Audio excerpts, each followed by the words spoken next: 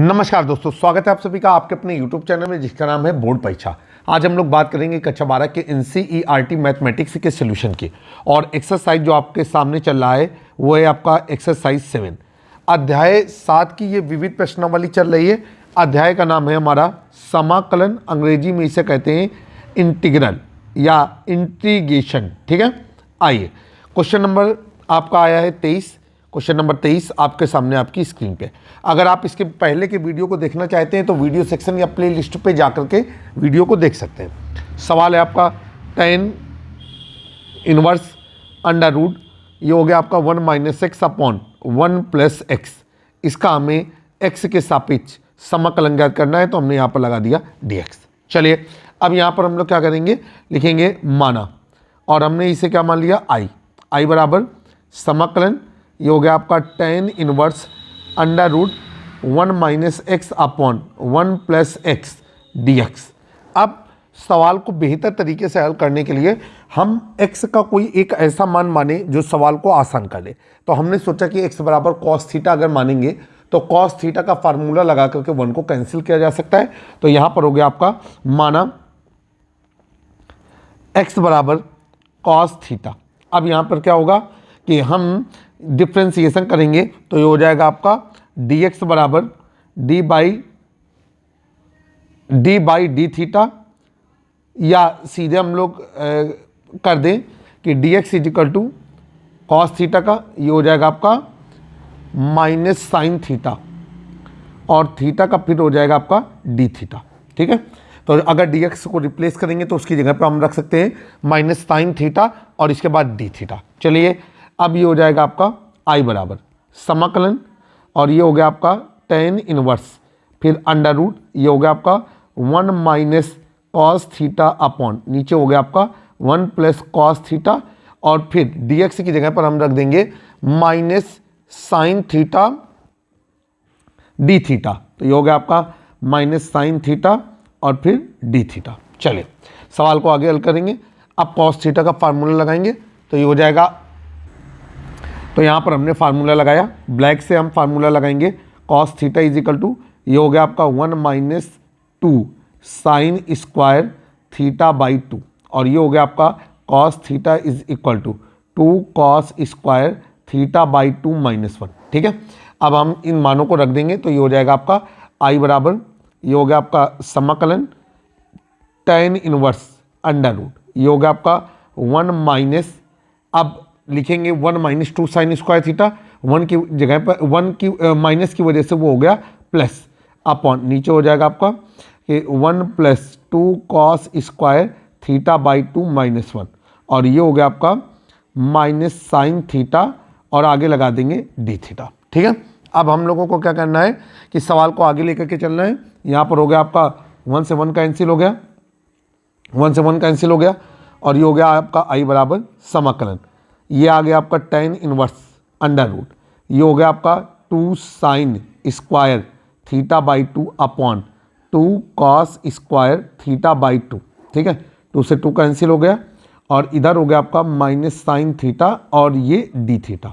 चलेंगे i बराबर, ये हो जाएगा आपका समाकलन tan इनवर्स, अभी हो गया आपका अंडर रूट, ये हो गया आपका tan theta by 2, tan square theta by 2, और आगे हो गया आपका माइनस साइन थीटा और फिर डी थीटा। फार्मूला यहाँ पर लगा देंगे कि sine theta upon cos theta is equal to ये होता है आपका tan थीटा। चले अब ये हो जाएगा आपका जाकर के i इज इक्वल टू समाकलन, ये हो गया आपका tan इनवर्स, और इधर हो गया आपका tan थीटा बाई 2, और ये हो गया माइनस साइन थीटा और फिर डी थीटा। tan इनवर्स से tan कैंसिल हो गया हमारा, और ये हो जाएगा आपका i बराबर समाकलन, और ये tan इनवर्स सॉरी जब कैंसिल हो जाएगा तो ये पद हट जाएगा, और कितना आ जाएगा, ये हो जाएगा आपका थीटा बाई 2। ठीक है, और इसके बाद माइनस बाहर आ गया, और इधर हो गया आपका साइन थीटा डी थीटा। ठीक है, अब अगर हम इसका एडजस्टमेंट करें तो 1/2 को बाहर निकाल लेंगे तो ये हो जाएगा -1/2 समाकलन, और ये हो गया आपका थीटा साइन थीटा और डी थीटा। ठीक है, अब करना क्या है हमें,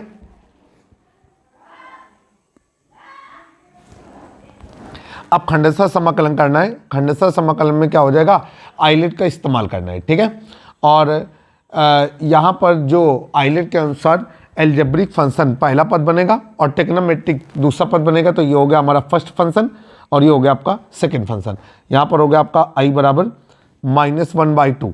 ये हमारा जब सॉल्व करेंगे तो -1/2 रह जाएगा।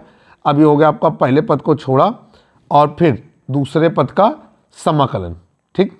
पहले पद को छोड़ा, दूसरे पद का समाकलन, तो ये हो जाएगा आपका साइन थीटा डी थीटा और माइनस पहले पद का अवकलन, तो ये हो जाएगा आपका d/d थीटा थीटा और गुणे दूसरे पद का समाकलन, तो ये हो गया आपका साइन थीटा और आगे डी थीटा का समाकलन, कुछ इस तरीके से हो जाएगा।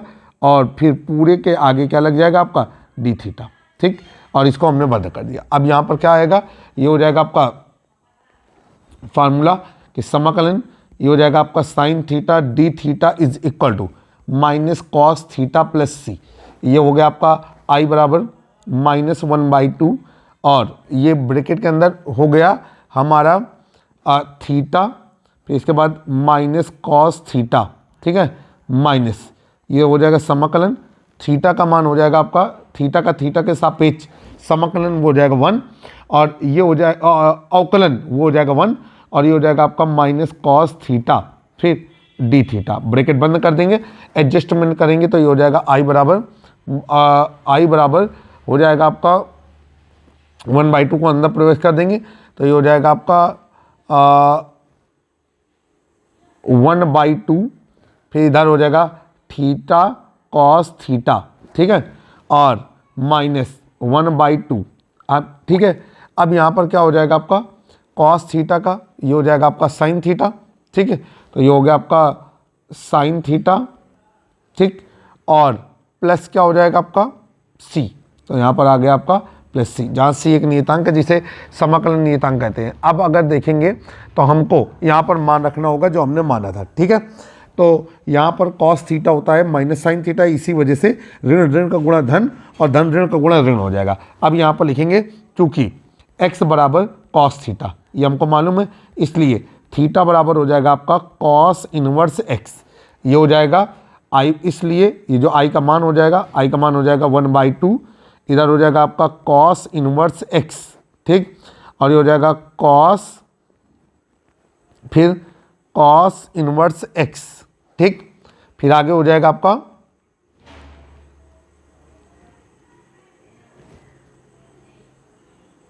फिर से देखते हैं 1/2 थीटा की जगह पे रख देंगे,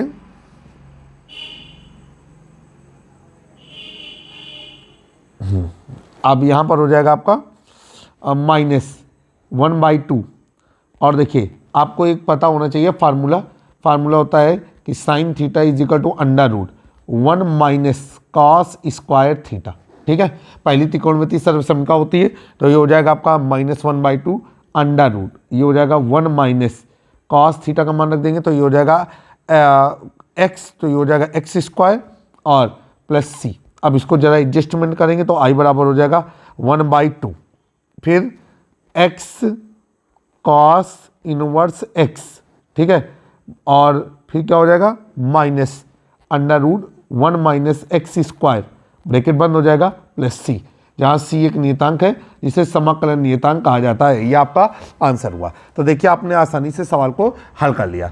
उम्मीद है कि सवाल आपको समझ में आया होगा और हमारे द्वारा किया जा रहा प्रयास भी आपको अच्छा लगा होगा। क्वेश्चन नंबर 24 आपके सामने आपकी स्क्रीन पर।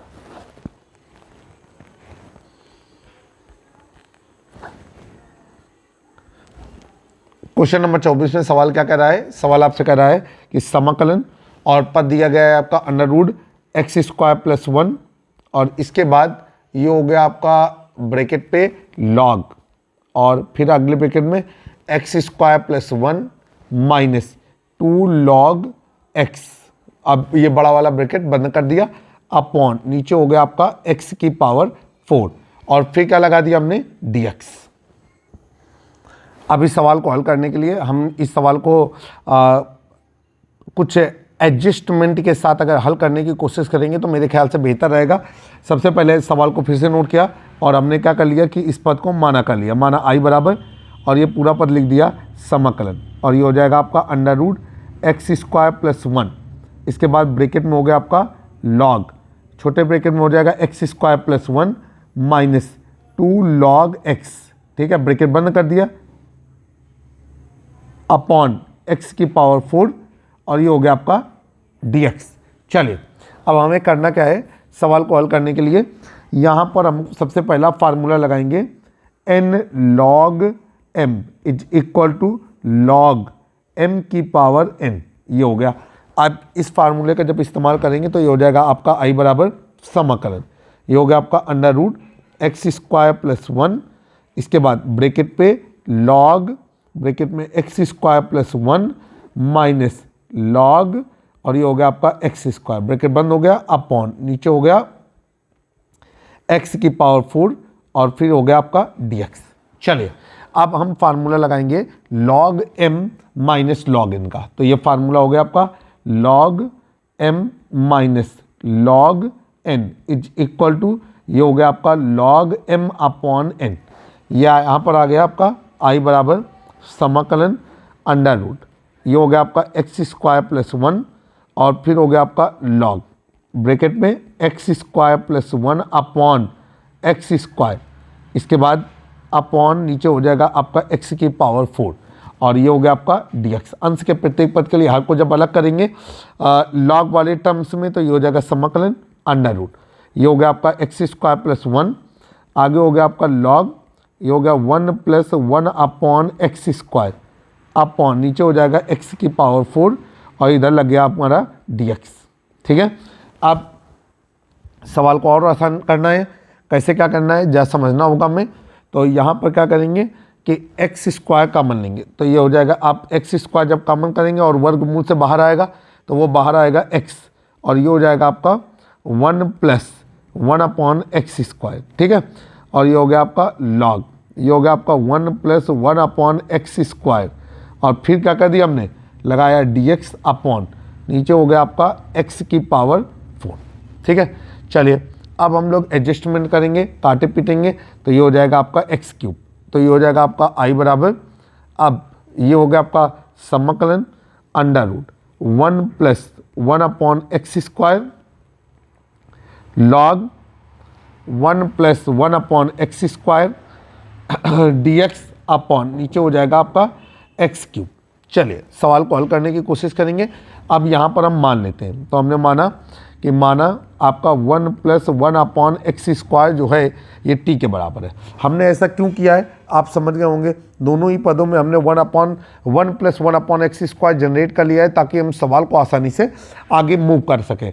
अब ये हो जाएगा आपका d बाई डी एक्स, अब ब्रैकेट में 1 plus 1 upon x square is equal to d t by d x. अब ये हो गया आपका 0 माइनस 2x की पावर -1 -2 -1, और फिर लगा देंगे dx is equal to dt, और ये हो गया आपका -2 upon x cube dx is equal to dt, ठीक है। अब यहाँ पर क्या हो जाएगा, इसलिए ये जो हमारा i है वो कन्वर्ट हो जाएगा, और ये हो जाएगा आपका समाकलन, यहाँ पर हम लोग रखेंगे t, तो ये हो गया आपका अंडर रूट t, आगे हो जाएगा आपका log under root log t, और ये हो जाएगा अपॉन ये -2 अपॉन एक्स क्यूब, एडजस्ट करेंगे तो यहाँ पर क्या आ जाएगा, यहाँ पर आ जाएगा dt, अगर रिप्लेस करेंगे एक्स क्यूब की जगह पर तो 1 अपॉन एक्स क्यूब, तो ये हो जाएगा dt अपॉन -2, इस तरीके से ये हो जाएगा -1/2 बाहर हो जाएगा, जितना भी अचर पद है वो हम बाहर कर लेंगे, ये हो जाएगा समाकलन। अब इसको हम लोग लिख सकते हैं t की पावर 1/2, और ये हो जाएगा आपका log t, और ये dt, फिर वहाँ खंडेसर समीकरण हो जाएगा। आइलेट का इस्तेमाल करेंगे, पहले आइलेट का जब इस्तेमाल करेंगे तो इन्वर्स फंक्शन, फिर ILATE, एल का मतलब है लॉगरिथमिक फंक्शन, लघुगुणक वाला पद, तो लघुगुणक वाला पद हो जाएगा आपका पहला पद, और ये हो जाएगा आपका दूसरा पद, ठीक है। अब हम लोग फार्मूला लगाएंगे खंडेसर समाकलन का, पहले पद को छोड़ा, दूसरे पद का समाकलन, माइनस पहले पद का अवकलन गुणे दूसरे पद के समाकलन का समाकलन, और ये हो जाएगा हमारा आई बराबर -1/2। ठीक है, और ब्रैकेट के अंदर क्या हो गया आपका, पहले पद को छोड़ा तो ये हो गया आपका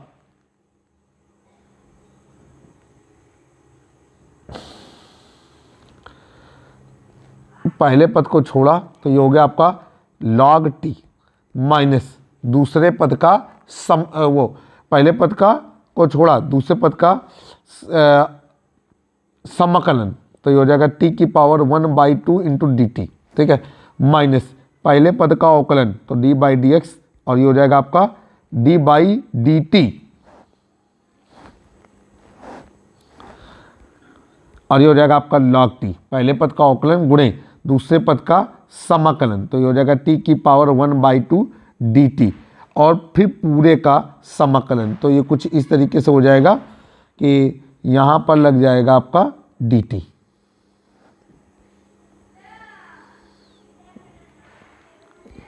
और ये पूरा बंद हो गया। आइए हम यहाँ पर हल करने की कोशिश करेंगे।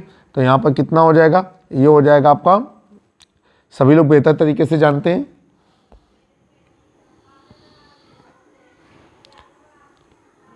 हमारा फार्मूला होता है समाकलन x की power n dx is equal to x की power n plus 1/n plus 1 plus c, और एक फार्मूला होता है कि d/dx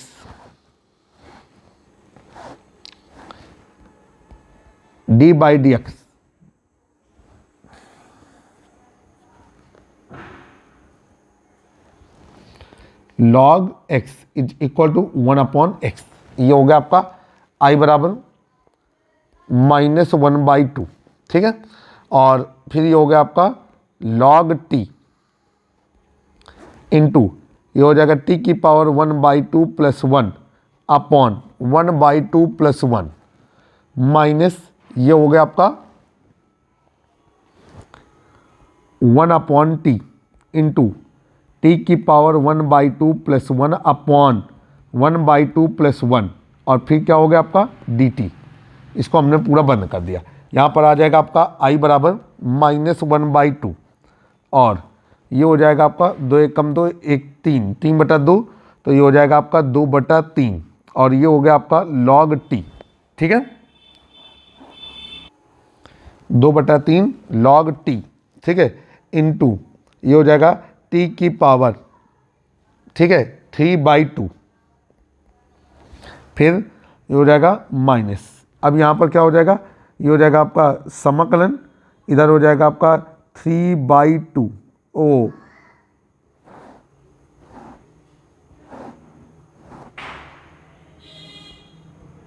2/3 into 1/t into t की पावर 3/2।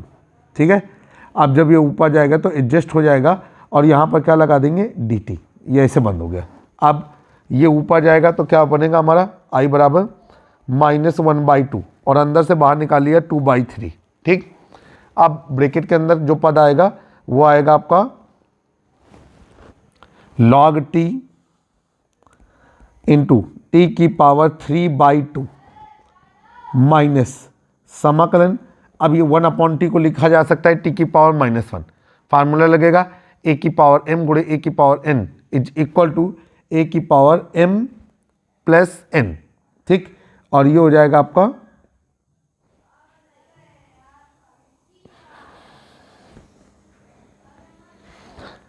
1 - 3/2 -1/2।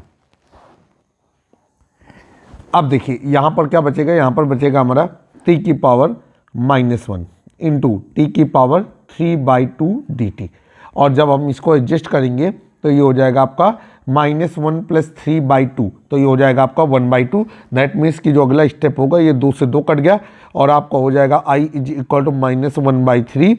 इसके बाद ये हो गया आपका जा करके कि t की पावर 3/2 आगे log t माइनस ये हो जाएगा आपका t की पावर 1/2 dt। अब फार्मूला वही लगेगा, समाकलन x की power n dx is equal to x की power n plus one upon n plus one plus c। तो ये हो गया आपका I इज इक्वल टू -1/3 और ये हो गया आपका t की पावर 3/2, ये हो गया आपका log t माइनस ये हो जाएगा आपका t की पावर 1/2 प्लस 1 अपॉन 1/2 प्लस 1 और ये ब्रैकेट बंद कर दिया और प्लस सी लगा दिया। अब यहाँ पर हो जाएगा आपका I is equal to minus का 1/3, ठीक है, और ये हो गया आपका t की पावर 3/2। अब इधर हो गया आपका log t माइनस ये हो जाएगा t की पावर, ये हो जाएगा 2/3, ठीक, 2/3 और इसके बाद यहाँ पर आ जाएगा t की पावर 3/2 प्लस c। अभी हो गया आपका I इज इक्वल टू ये हो गया आपका -1/3, ये हो गया t की पावर नीचे t की पावर 3/2 और इधर हो गया आपका log t, ये हो गया आपका log t minus 2/3 plus c। t का मान रखने पर तो यहाँ पर लिख दिया t का मान रखने पर